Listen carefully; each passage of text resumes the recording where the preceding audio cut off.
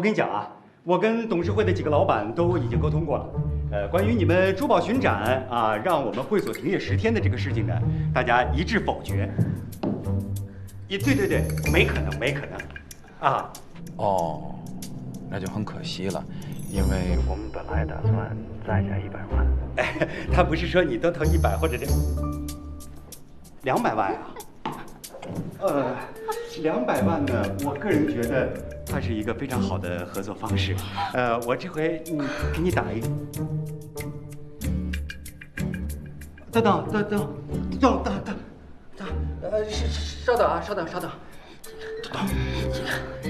田总，我觉得像我们这么大的公司，我们已经有那么多的钱了，也不在意这100、200万的。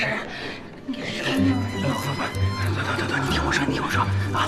我不知道你跟这个爱杜到底有多大的仇是吧？但是咱们再有仇，咱不能跟钱有仇啊！这怎么着得200？田总，我跟你说，那个麦克，他其实是我前夫。前夫？我跟你说，你不要看他现在好像是道貌岸然的样子，其实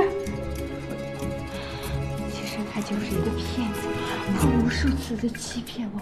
如果他加入到公司之后，我不知道这短短的10天当中，我要承受多大的痛苦，可能是像10年那么深刻。田总，他来之后，我不知道该怎么样的面对生活，面对工作，面对你，面对我们之间的感情。OK，东东，我知道了。田总，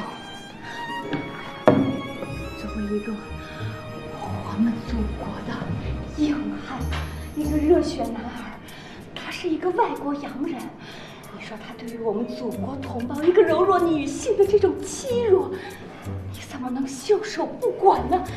你要为我们中国的男人争光。放心。